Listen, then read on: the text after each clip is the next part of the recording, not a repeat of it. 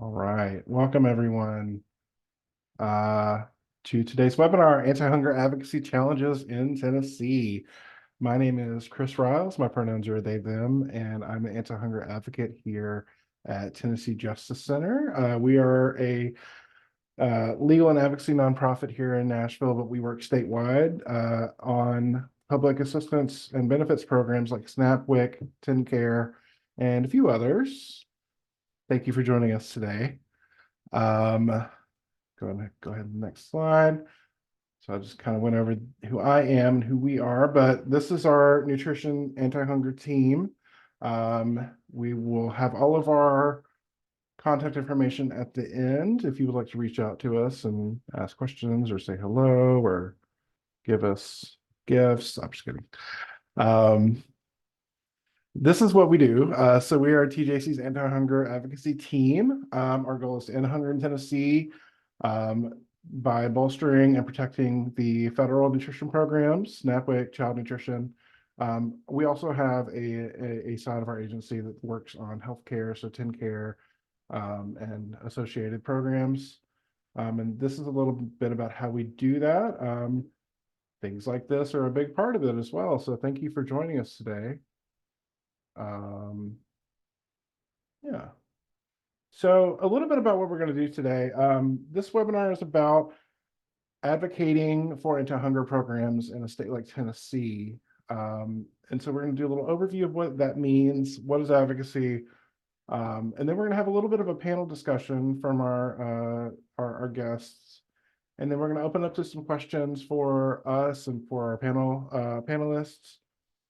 And then we'll talk about what next steps can be for someone who is looking to get into this work.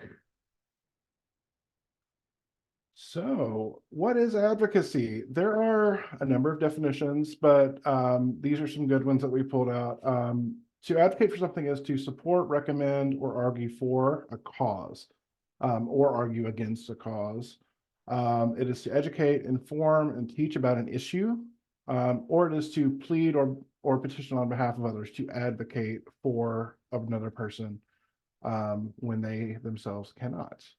The larger definition that I like to lump everything into is seeking to change the minds of decision makers. And we'll talk a lot about decision makers today, but this is anybody who has the power to make a decision that affects others. This could be legislators, it could be agency heads, it could be the principal of your school, depends on what the scale and the topic is. So before I do that, I want to make sure that we make a distinction between what advocacy is and what lobbying is. Lobbying is specifically influencing elected officials on an issue. Often this is by influencing the legislation that they have their hands on, but it's not always that. This is heavily regulated by ethics boards and by being registered as a lobbyist. And some examples of this are direct lobbying, where you are actually speaking directly to legislators or going to meet them and asking them to do certain things with specific bills. So this bill XYZ, I want you to vote yes on it, for instance. That would be direct lobbying. Indirect lobbying is also called grassroots lobbying, is where you are urging others to do direct lobbying on behalf of an issue related to legislation or something else. This is campaigns to say, support this bill, or call your legislators to tell them to not support this bill. So these are two kinds. There are other kinds of lobbying, but these are the kinds that are most common. Like I said, you do have to be usually registered as a lobbyist to do these things in a professional capacity, but anyone can speak to a legislator about a bill as a citizen. You can do anything you want to off the clock. This is a common misconception, I think, in nonprofit fields and larger issues.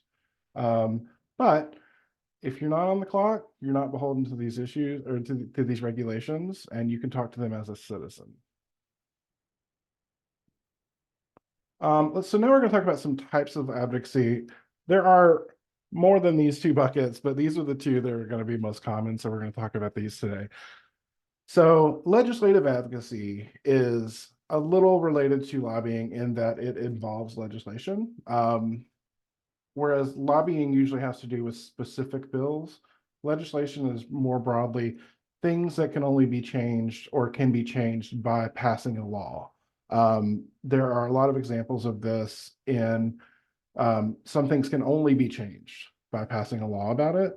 And this is a different thing from administrative advocacy, which is affecting change via agency or administrative policies or practices, which does not involve legislation. This could be something like talking to the decision maker that is over an agency and having them choose to adopt a policy or change the way things work within their agency that doesn't have to go to a legislative body in order to be affected. Both of these are important and they both have a place. It is okay to do both or one, or to work with somebody who is doing the one that you're not. And you can do one without doing the other, or you can do both. Administrative advocacy is engaging decision makers within state agency administrations, at least for the purposes of this webinar. Like I said earlier, administrative advocacy could also be petitioning your local school to put better food on the menu. That's something they can do at that level. For the purposes of this, we're talking about state level. Some examples of this are going to be the topic of summer EBT. Summer EBT has been tentatively adopted by the state of Tennessee, and that was something that we advocated for through administrative advocacy because it has to be adopted by the governor and the commissioners of the departments. We did not have to involve legislation in this to affect this change, and we were happy to have that advocacy work. Another one is broad-based categorical eligibility. And this is something that is able to be adopted by the state. And advocacy for this looks like urging the people like the governor to apply for this option. Telephonic signature is another option very much like this. This would allow people to apply for SNAP over the phone. SNAP state waivers and opt-in options. A lot of things are possible, but have to be opted in at the state level to allow SNAP to work differently in different states.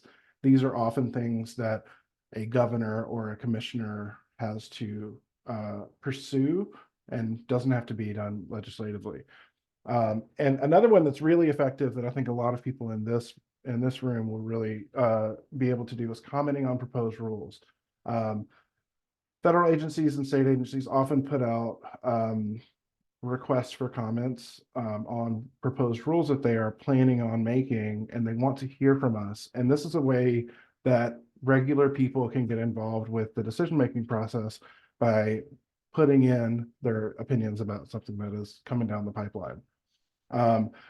This type of advocacy avoids the legislative process altogether and therefore can be a little easier, less complicated in some ways, more complicated in other ways. And when it comes to specifically Tennessee, let me make sure I didn't miss one. Yes. Okay.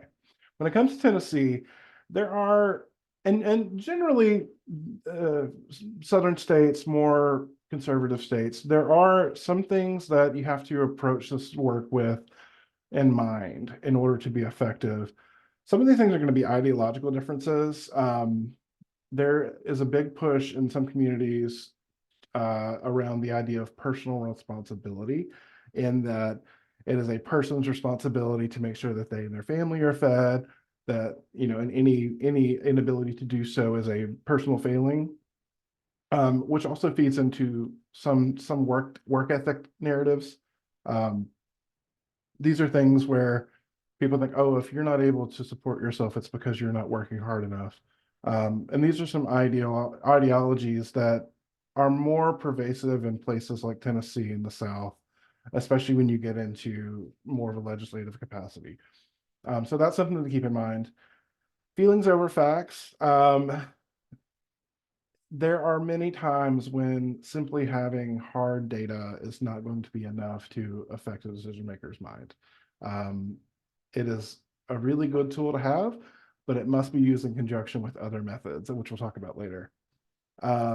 There's also what I call the why change now, the appeal to tradition, the idea that, oh, we've always done it this way, so why should we change now?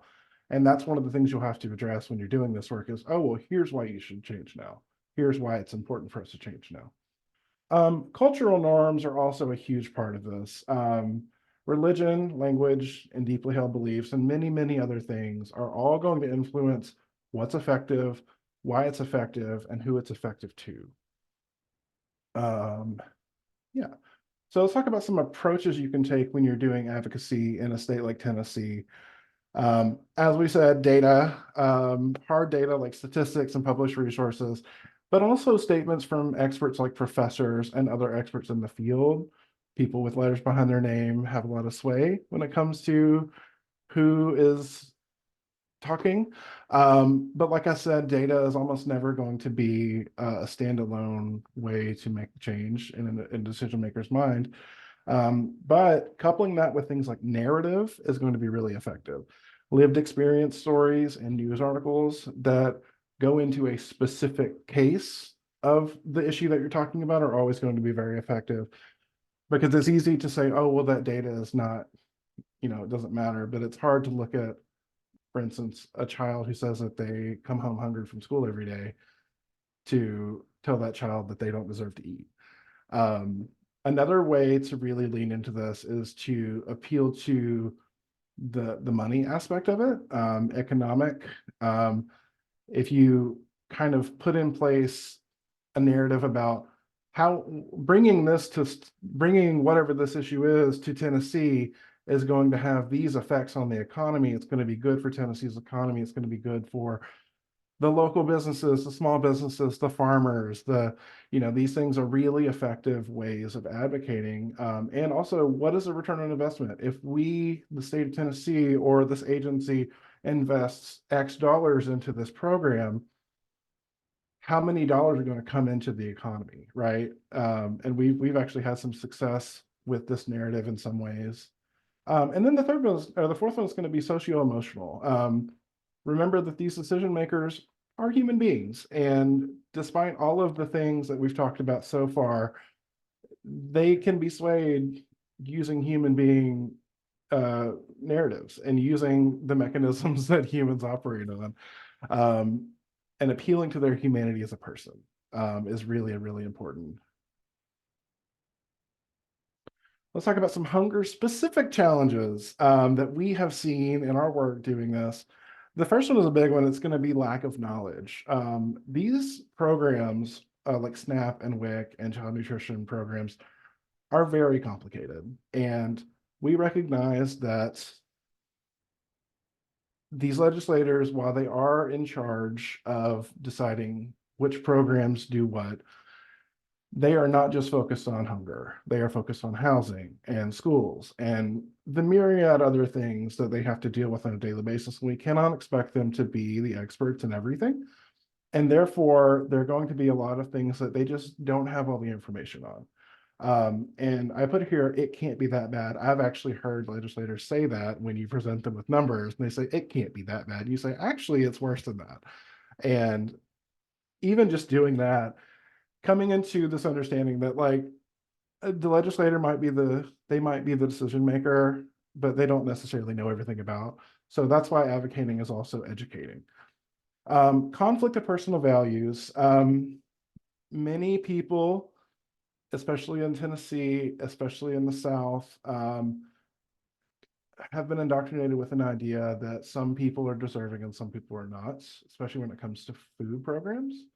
And so combating that is going to be a specific challenge, because you'll see things like, oh, well, people who weren't born here shouldn't eat, or children who come from households that are rich shouldn't eat, or whatever the case is. And it's always going to be this narrative of trying to figure out where that line of deservingness is.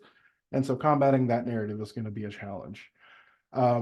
And then the last one that I put here is political takes precedence. I think we all know that the things that a legislator is willing to put their name behind is predicated on the idea that will this hurt my campaign if I choose to run again? So that is definitely something to keep in mind. And we'll talk a little bit more in a minute about how that can come into play. But all this to say, start with understanding your specific decision maker's position in these matters. So this is what I call the 5 Ws. It's pretty simple. I'm not going to linger too long on this area, but it's the who, what, when, where, and why of this advocacy. So who are you trying to sway? Like who's the one that's making decisions? But also, who are the stakeholders? Like, who are the people that will be affected by this decision? Is it their voters? Is it citizens? Is it the children that go to the school that you're trying to get the menu changed at, for instance? And this will help determine how you advocate and who you do it to. What is the goal? What are you trying to achieve? And do you need to take a legislative route for this, or can it be done administrative? Can it be done over a cup of coffee with a decision maker, or can it be done with a letter writing campaign? When does it need to happen? Is this something that is like emergent and it needs to happen right now, or is this something that you can do a long haul kind of drip campaign with? Where's the reach? How far out are you trying to get? Is this something that only affects your city or maybe even a single school? Is this statewide? Is it something that affects the whole country? We tend to work on the state level, but we reach into all of these sectors. We'll talk a little bit more about kind of our WIC advocacy later, which is a federal level. So it could be multiple. It could be something that if it's changed at the federal level, it de facto works at the state level. And then lastly, why does this matter? What are we going to say to this decision maker to make them care about this? And do they already care about this and they just need someone to say, hey, we support you in this? Or are they against it and we have to show them like, this actually matters and here's why. So there's a lot of factors involved in this. And here's some strategies that we've put up. I'm not going to necessarily go through all of this because there's a lot, but I will be sending these slides out and this recording out later so you can go back and look yourself. Public engagement is a good one. Engaging the media is really effective because it gets people listening. Understanding your positionality is an important one also because am I the right person to be putting myself in front of this decision maker for this cause? Would it be more effective for me to tap in somebody else who would be a better person to advocate for this and me just support them? There are a lot of times where if too many of one party co-sponsors a bill, the other party might be like, oh, we don't want to be seen playing nicely with them, so we're gonna not support this, even if they would normally support it. So just keep that in mind. There's a thing called power mapping where you essentially understand the social connections of your decision maker and use those. There was a situation I was told about where a decision maker was had their mind changed about an issue because every pastor in their district called them. There were only 5 pastors in their district, and so it wasn't a big lift. But the fact that every one of them contacted them about this issue was enough to change their mind. So we call this social advocacy. Framing the issue effectively is really important. One of the things that Kate has done effectively is moving from the term free to no cost in terms of our advocacy around school meals, because it's more accurate, one, but also it speaks to kind of those things we were talking about earlier about the ideological differences. Also calling it a lunchbox tax, I believe you said, is really, really effective. Finding common ground. How can the decision maker changing their mind have mutual beneficence? And how can we weave our issues into the things that they already care about? What is it that they champion already? And how can we find ways to make this appropriate to that? Well, you care about higher education. Okay, well, school meals support children, and children who are supported have better grades and get into better colleges, right? It's finding ways to make your issues their issues. Educating decision makers, we talked about how they're not the experts in these, but maybe you are, and that's valuable. And offering to be a support resource for them, but also collaborating with people who are your peers and working together to do this advocacy, because you may not be able to do legislative advocacy, but you might be able to do administrative advocacy, and you can work with somebody who can do legislative advocacy and work together to affect this change. Be ready to combat common rebuttals. Almost every advocacy cause has things that people will use to say, this isn't going to work, and here's why. So do your research, know what those talking points are, and know how to talk to combat them, know how to talk against them. And this one's a really important one. Be prepared to compromise. A small win is better than no win. And this is one of my favorite phrases: perfect is the enemy of the good. Don't be so laser focused on getting exactly what you asked for that you get nothing. And it is really important to recognize that it may be more effective to accept a small win now as a proof of concept for a bigger win in the future. It is a marathon, not a sprint. And so we want to make sure that we don't get so dug in with our heels that we are unable to see a win as a win. This is a really important one as well. Give the decision maker an off-ramp. And actually, I got this one from Sarah. She was really good with this one. Make sure that if they are willing to change their mind, that they do so without looking like a fool, that they don't have to eat crow. You don't ever want to make somebody feel bad for making the right decision. You want to give them the ability to save face, and you want to do it in a way that helps them keep the respect for themselves and the respect of their constituents and the people that they answer to. Lastly, I think it's really important to congratulate success. If you have an advocacy campaign that is successful, let your thanks be as loud as your advocacy was. If you're calling out people on social media or in op-eds or whatever, make sure that when they do the thing that you want them to do, that you're congratulating them and giving them praise and being loud about it, because that will make them feel like they made the right choice. And at this point, we're going to roll into a short panel discussion. I have the pleasure of having a few amazing people today with me. First, we have Kate Gooden, who is our child anti-hunger advocate here at Tennessee Justice Center. We are also joined by Mackenzie Mosby, who is the Senior Manager of Government Relations at Ed Trust Tennessee. And we have Sarah Taylor, who is the Government Relations Director for Tennessee for Voices for Healthy Kids. Hello, everyone. Thank you so much for being here. Hi, Chris. Good to be with you. Hi, Chris. Yeah. Thanks for having me. Absolutely. So I think first I'm just gonna have each of you kind of talk briefly about your experience with advocacy. And I know that two of you really focus heavily on legislative advocacy, but you don't have to stay in that sphere if you don't want to. We can talk a little bit about whatever your experiences are. So how about Sarah? How about you go first? Okay, well, keep me on a clock because I can talk forever. And as also, I have allergies today, so if I have to stop, I apologize for the sneeze. I'm Sarah Taylor Adair.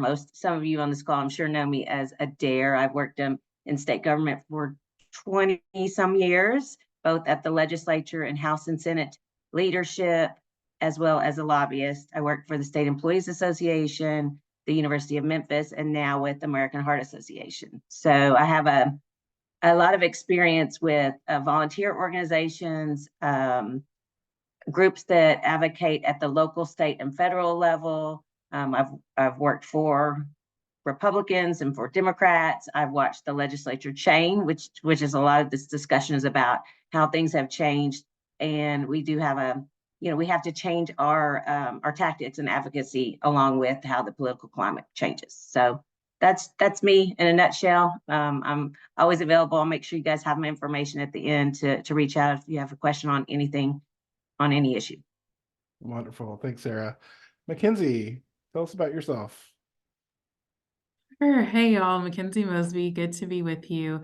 I'm a native Tennessean, was born in Oak Ridge, Tennessee, right outside of Knoxville. And I really began to understand the power of advocacy from my mom and my dad. My mom was an early childhood educator for 20 years. And after she retired, she moved into this advocacy phase advocating for best practices for the youngest of children, right? Those foundational learning moments, advocating for those best practices. And my dad served on city council for about 15 years back home. And so watching both of them move and navigate through these advocacy and policy spaces, of course, have influenced where I landed today. But I come before you as a former teacher in Memphis and engaged in grassroots advocacy there around education policy, but most recently worked at the General Assembly and was a legislative assistant and then policy and research staffer there. So dabble in a little bit of all types of advocacy, but now with the Education Trust,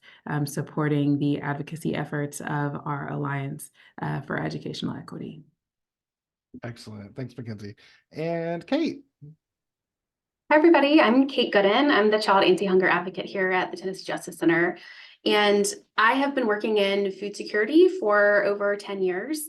I first started at a food bank and helped create the food bank's nutrition policy that really centered around making sure that the food bank was providing a wide variety of nutritious food to people. And so that's kind of where I caught the bug for policy. Before I came to Tennessee, was working in Kentucky as the No Kid Hungry director, and did lots of work on both federal and state level as it related to child nutrition programs. And was really exciting to work on some federal work around summer meals, and then helped pass some legislation in Kentucky most recently that increased access to school breakfast for kids. So really just love the work as it relates to child nutrition and just think how we can make our food systems work better for people and how policy affects that. Excellent. Thanks, y'all. So next we're going to talk about and this is open to any of the three of you who want to talk about it. What is an advocacy win that you're proud of? Why don't we, I'll say Mackenzie because we went with Sarah last time. Yeah, so thinking about an advocacy win I'm most proud of kind of goes back to the point, Chris, that you were making around a small win is better than no win. I think about working in my former member's office, and we had this huge, lofty bill that was really going to change the maternal health landscape in Tennessee.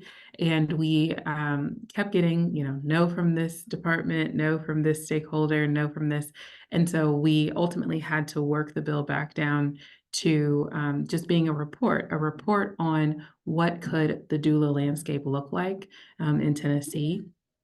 And the fact, and so, we were disappointed, that it was, we had to work the bill back down, but this created such an opportunity for the committee, for the General Assembly to really learn so much more about what does a doula do and how is it similar to a midwife, but how is it different? And so even though it wasn't what we originally thought, a huge learning opportunity. And because we got the department to write the report, we were able to have a really credible launch pad for using their recommendations for what could be next for kind of the maternal health landscape. So a win that I'm really proud about. That's great. Kate or Sarah, do you have anything you'd like to talk about? Sure. This is something that I'll share a surprise. So I spent years just thinking about educating. Just a moment, Kate. You're going robot a little bit. Oh, can you hear me? I'll let Sarah go. Okay, yeah. Why don't we pivot to Sarah and then we can Okay. come back. Sorry. All right. Well, let's see. I would say one of my most proud moments, I suppose, was protecting civil service for state employees. I don't know if you recall, but at the beginning of Governor Haslam's administration, he addressed a lot of issues within the teachers and education world, as well as it goes to their association and what he called the union. Well, the state employees have a association. It's not a union. It's a non-mandatory or anything like that. But we represent every state employee, and he tried to eliminate all of the protections to be fired, which had been worked on since, I don't know, the 70s, and take away things even like patronage laws and stuff. So what made it so special is because I had the opportunity to spend a year going across the state before this happened, building our grassroots efforts. So I had state employees in every county and every city and every place that went to church and talked to these folks already lined up and ready to go. And in the end, we got 13 amendments on the bill. We did compromise, but we did not lose civil service. And at the end of the day, the commissioner had to go to meetings with me to say we're all on the same page now. And I would have to say that the most proud moment was when they would come up and talk to me and then ask who she was next to me. So I would just say that it is a great feeling on those wins, especially because you see the power of the actual citizens and constituents making the real impact. Okay, can you hear me now, Chris? Yes, yes, yes, Okay. yes. Sorry about that, everybody. So I want to share something that was kind of a surprise win.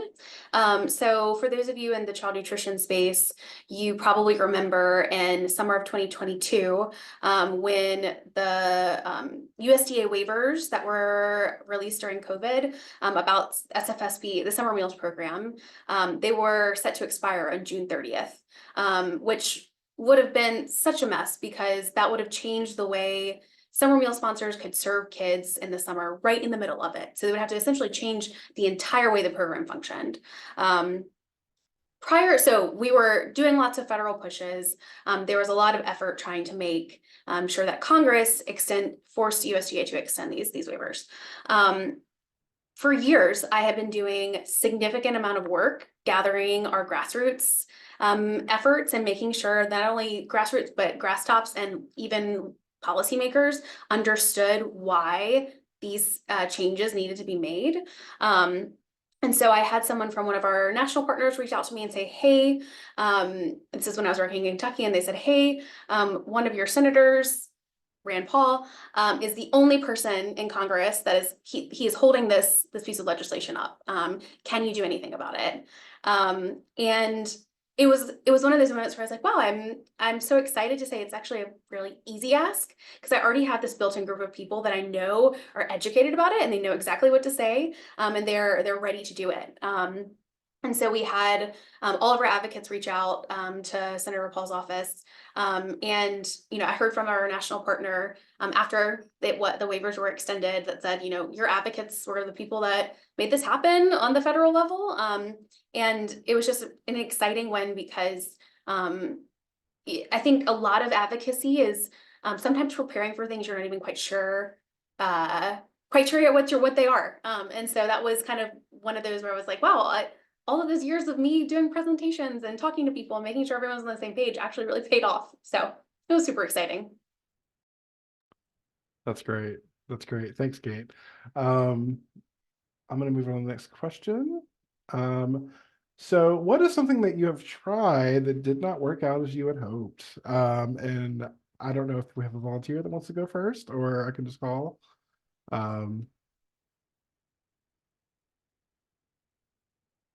Sarah, why don't you? I know you probably got a couple. Well, the most recently, which this kind of falls around some of the other topics that you were talking about, is I was successful in having an in-district meeting with the lawmaker, but it didn't work out as I hoped because my intel was not quite what it should have been as to where this lawmaker was. So I went in with one direction and was totally caught off guard, totally shocked. And it was on this issue on school meals for all, just so you all know. And at the end of it, I felt myself like, okay, I don't want to leave it the whole time. How can I not leave it like this? And in the end, I was able to move the legislator to instead of I'm ready to fight against your bill, which was the first thing out of his mouth, it was to just keeping an open mind and saying, you know what, let's keep talking about this. And I would say that, well, it didn't work out that we wanted him to help support this and sign on to the idea. What what I guess I accomplished was one of my big goals is always what I say, it's get people to maybe. In the legislature, even if you just keep them as they have an open mind, or keep them as I'm not opposed, that can mean so many things in so many ways. It could keep them from turning other people against you on a bill. It could keep them to be quiet and just vote what they need to vote, and exit as they do. And it can also just keep the door open. And I use that specifically. It's something that we talked a lot about with the healthcare campaign and Medicaid expansion, is changing that narrative. And if there are enough people at maybe, then there's enough ways to actually get that conversation going and keep it going. So that's kind of just what I learned, lesson learned, that it can, that in itself can be a win. All right. And Kate or Mackenzie, do you have anything you'd like to say? Okay, I'll go on to the next question then. I would Thank just you. say that Oh, sometimes sorry. it's hard to choose what something I've tried that hasn't worked. I think a lot of advocacy is, especially when you're starting out, testing the waters and getting an understanding of, you know, especially your messaging. So that's something that you kind of have to hone. And a lot of times you can really do a lot of prep work, but talking to people is a really good way to help shape your message. So I would definitely say, while it can be intimidating to go into a meeting and, you know, have the experience that Sarah had, where you think you're going to have some particular outcome, and then you're like, oh, whoa, oops, I that was not what I was expecting. It's also a good learning opportunity, because then, you know, okay, this is what some people's thoughts about this might be, and how can I answer those questions that they have, or circumvent those questions that they have, or rethink the way that I'm messaging it to you. So I think much of advocacy is something you tried and did not work out as you hoped, but you kind of have to be okay in that in the uncertainty of it. All right, I'll move on to the next question. Can you speak to a time you had to pivot strategies while advocating on an issue? I'm gonna call on Mackenzie this time. Let me know if you have any examples you'd like to share. Yeah, I think about times when organizations that I've worked with, or we've made calls about the type of campaign that we were going to run. So thinking about running like a public pressure campaign. So, you know, lots of emails, lots of phone calls, and kind of a lot of constituent engagement. But realizing that that wasn't really working.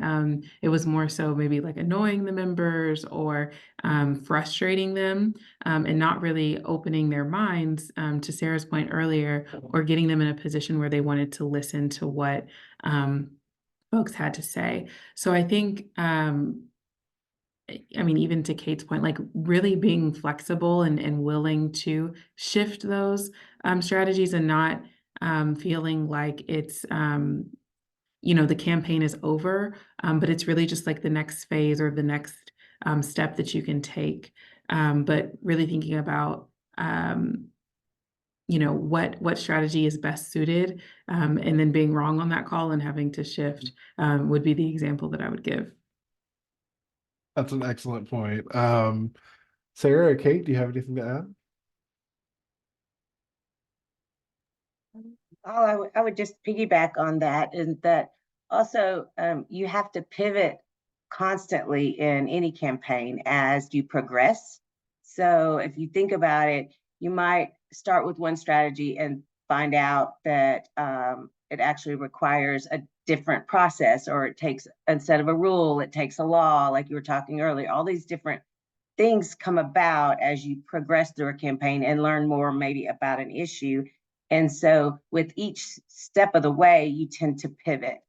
Take, for instance, you are trying to get a bill funded and it's got a fiscal note, and all of a sudden you realize that, you know, that you don't have the money. Well, then you have to turn your whole attention to, okay, do I need to get help from the governor? Do I need to get help from a budget amendment? You know what, so that is a hard thing to understand. And I say that in legislative terms, but I think it applies to any administrative advocacy efforts, that that can't see daunting. You need to just step aside and just know that that's going to happen with any campaign, with any issue, and just expect that you're going to have to do that. And then you don't feel so so stressed when it happens. You just know, that, like you said, everybody in this world is used to this. And honestly, when you need to pivot, it helps to have a group like this that can think through it and strategize. Have your working group that can say, okay, what is the next move? So you can't always expect to know all of that either on your own. It takes a group of people, advocates and experts and everybody to come up with the right strategies. Collaboration is key. And something that Sarah mentioned is very much so like an experience that I had. So the bill that we worked on in Kentucky to expand school breakfast could have been, so there were kind of two options. We were really first considering going through administrative change because it would be easier. But then as we started thinking through what our ultimate goal was, which is to get school meals for all students in that state, we thought, could we use a legislative campaign to be a building block and a way to educate so that when we have this larger ask that has more money involved, that they will be more prepared to say yes. So that is a pivot that we made that I think did work out because we were able to really build some strong messaging around school meals, do lots of educating around why it's important. And I think it worked out to actually do a much more public and longer campaign in the end, because I think they're more ready to take action on something larger. There's would obviously be reasons to go the opposite way, but in that particular instance, I think it did work out to choose one over the other. Excellent. And for the second time, I'm going to be very brief on this last question. How can people not currently doing advocacy begin? And do you have advice for people advocating in Tennessee? Anybody is welcome to answer.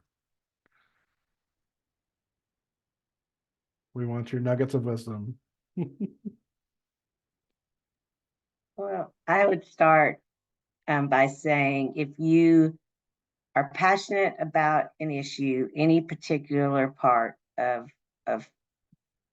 life, of being a citizen, then learn about it, see what's going on, and just start trying to engage yourself, even if it's just going to community events or meetings.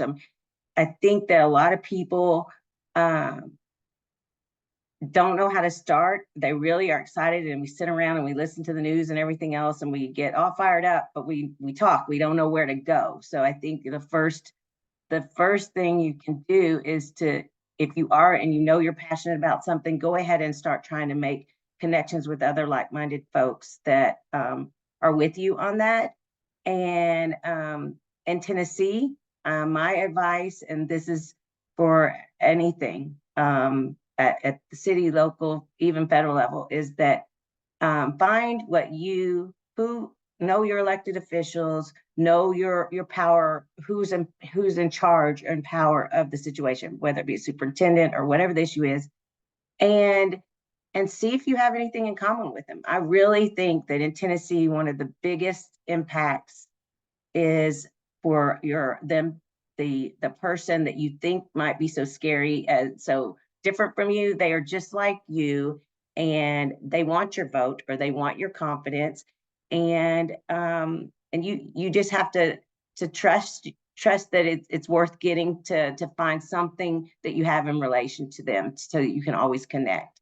And I'll leave you all with, just because I know it's the last question and I got to shut up, but the best thing you can do as an advocate is, if you make a relationship with one person, that one person can impact a lot of other issues. And the best thing you can do, even if it's not with a group, it's just if that legislator, for instance, knows that you care so much about something, that when a piece of legislation or something comes before them, for a school council vote or whatever, they call you because they know you're the expert. They don't necessarily call Kate.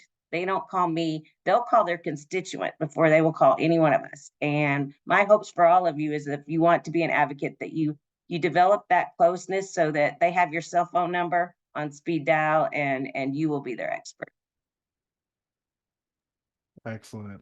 Kate or Mackenzie, do you have anything to add before we move on?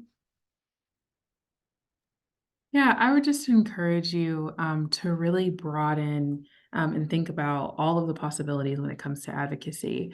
I think often we think about kind of that face-to-face, one-to-one legislative engagement, but your engagement, if you're not a people person and you feel like, wow, I wouldn't even know how to start a conversation, there are just so many different lanes within kind of an advocacy space. So you could be the person watching committee meetings, taking notes and sharing that out with your team.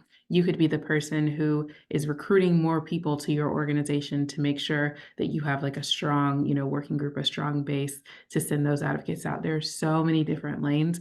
And I would just encourage you, if you don't think that you're someone who would have that one-to-one conversation with the legislator, still get involved with those organizations and plug into those key organizations, as Sarah was saying, and see what are the opportunities that you could engage with to support the advocacy efforts of your cause. Great advice. I'm going to go ahead and move forward because the next section is on questions. I would love to field a couple of questions from the people watching. You're welcome to come off mute. You're welcome to put something in the chat. You can message me directly if you don't feel comfortable with either of those. So we'll give it just a second.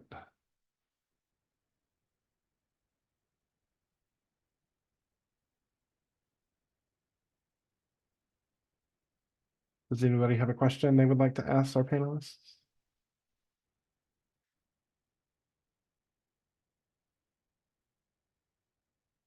All right. Well, I will go ahead and move forward then. We just have a few slides left. So the question that exists now is what next, right? If you're watching this, you're obviously interested in getting involved. So what happens next? Well, there's a few things. This is going to be a little bit of summary of what our lovely panelists just talked about, but find a buddy, find somebody, and this could be a single person or a group, an organization, a local social club. Just find other like-minded people. Start local is really easy to start. Go to your city council meetings, go to school board meetings, go to, if you feel comfortable, go to, state capital stuff. Learn about the subject matter. If there's, I'm not saying that you have to be a policy expert on something that's, especially if it's policy heavy or dense. But familiarize yourself with what you're going to be talking about, because it's really important. Educate yourself to educate others. Same vein. Make sure that you know what you're talking about, so that when you talk to other people, and you can educate them on it. Kind of to Sarah's point, make those connections with decision makers. Remember that they are human beings, and they like a candy bar or a cup of coffee, or they want to hear the latest music. So whatever you have in common with those decision makers is going to be important. Grow your networks. This is kind of related to the first part. Build out those social connections, those partnerships. Grassroots meets grass tops. It's really important to remember that grassroots advocacy and activating your community, your local people is really important, but you have to connect that to kind of the people doing the high level stuff as well. Those two things work best when they're working in tandem. So always make sure that you're activating your local groups and connecting them to people doing statewide or region-wide or national work. And then eventually you will want to become a resource for others. You'll want to be someone that some people can come to and say, how do I negotiate this? How do I navigate this? Some other next steps. I'm not going to go through all this. This is mainly for when I send the slides out later, you can reference it. But one thing I do want to recognize is that voicemails are very effective. If you are someone who is, maybe socially insecure or awkward like myself, voicemails are a great thing. Call the legislator's office after hours and leave a voicemail. Those are just as effective. They still count when they tally up the issues. Hashtags are a good opportunity, as long as you are able to get people on board with them. Op-eds and newsletters are forms of media advocacy that can be really effective, because It could be that, thousands of people learn about an issue because of an op-ed that you write. And awareness as well. Activate other advocates alongside you. Maybe reach into spaces where people are doing advocacy about a topic that is tangential to what you talk about or what your issue is, and see how you can work together on kind of a co-issue campaign. Informational toolkits. What is an example of creating awareness opportunities? Well, I think that kind of goes into what we're talking about here as PSAs, billboards, creating social media posts, working with local agencies maybe to have them talk about these issues, anything that puts your issue in front of people who hadn't been aware of it before. And I don't have an exhaustive list because I don't think I have an example, Chris, that I can Yes, share. please. I think a really great, again, I'm very focused on school meals.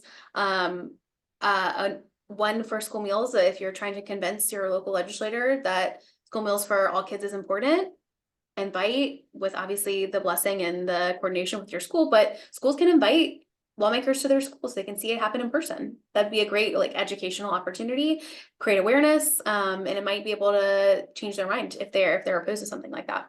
That's a really good point. Yeah, invite them to lunch to the school. Another really important thing that's been happening for a while is what's called a paper plate campaign, where you will literally come with a stack of paper plates and markers and set up somewhere and ask people what do school meals mean for you, or what does access to SNAP mean for you, or whatever your topic is, and have them write it on a paper plate, and then take those paper plates to your decision maker and be like, here, these are people's actual thoughts. Here, that is going to not only create awareness for the decision maker that you're taking them to, but also for the people that are engaging in that activity. And if we want to talk more about this, feel free to email me. My contact information will be on the slides at the end. But I wanted to talk about some opportunities you can do right now that we run. So we actually have a number of working groups that we run monthly in order to deal with these specific topics. So Kate actually runs the Healthy Meals, Healthy Kids Tennessee working group. It is the first Thursday at 1 p.m. And our other staff members, Ann Dobson Ball and Anna Grace Breedlove, do our WIC Champions group. It is the second Thursdays at 9 a.m. And then Geraldine Hernandez Martin is our person who runs a SNAP Access group. And these are all very similar formats, and they're working groups kind of similar to this that meet regularly to talk about these issues. And these are places where we like to think that we provide good information about these things and how you can get involved. So we invite you to join us. Like I said, I will be sending these slides out, so you'll be able to access these links. And then I wanted to introduce you to a new thing that we're doing. Well, not new, but before I joined Tennessee Justice Center, we were doing college hunger quarterly calls. And we are going to be bringing those back starting next month on the 14th. So if you are a person who has interest in the specific issues that college students and faculty and staff face when it comes to accessing food, we would love to have you. There's a lot to go over in this topic, but just know that if you are a college student, accessing food through these normal pathways is a little more difficult. And so we hope to address that in a few specific ways. This is all of our contact information. This is our entire team. Feel free to reach out to any of us. We're available through email. And if anybody has questions, I would love to hear from you afterwards. But I also want to thank our panelists, Sarah, Mackenzie, and Kate, and thank you all for being here. And thank everybody else for being here with us today as well. And I'll stay on the line for just a few more minutes. But everyone else, I'm going to give you 4 minutes back in your day. Thanks, everyone. Thanks, Chris. Thanks, Chris. Thanks, y'all. Good to be with you. Have a great day.